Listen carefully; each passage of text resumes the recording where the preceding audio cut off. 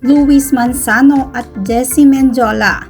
Plano na nga bang magkaroon ng baby number 2 at maging ate na si Baby Peanut?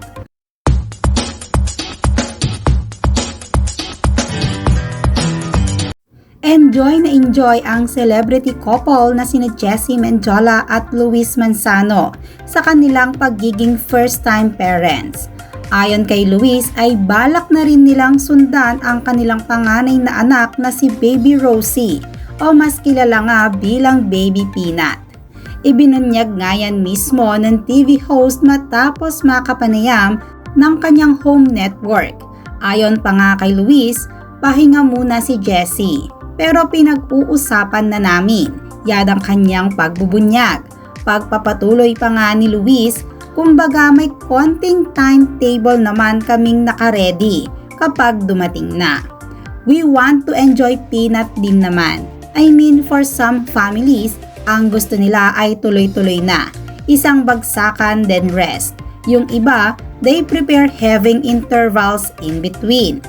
Nilinaw rin ni Luis na ang kanyang misis ang masusunod pagdating sa pagkakaroon ng isa pang baby.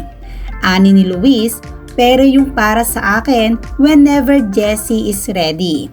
Anya pa, hindi naman kasi ako yung magdadala ng 9 months eh. Kumbaga, siya talaga ang magdadala. So whenever she's ready, then mas mag-e-effort kami. Naitanong din kay Luis kung ilang anak ba ang gusto nilang mag-asawa. Ani ni Luis, ang wish niya talaga ay 3.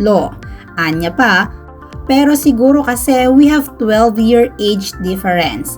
42 ako, si Jessie ay 30. So mas may konting leeway siya dahil bagets pa. Ani pa ng TV host, pero siguro 2 is okay. Pero if it's God plan na si Peanut lang ang ibigay sa amin, we are more than happy.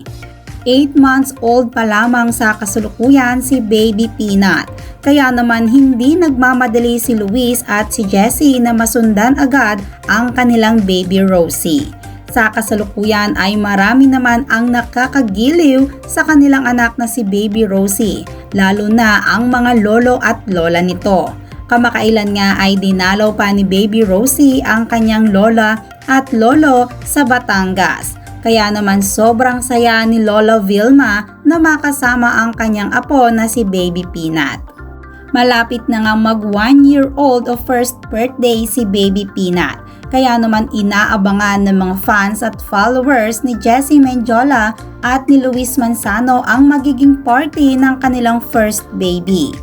December 28, 2022 nga nang ipinanganak ni Jessie Mendiola si Baby Peanut at talagang sobrang saya nila na ibahagi ito sa publiko.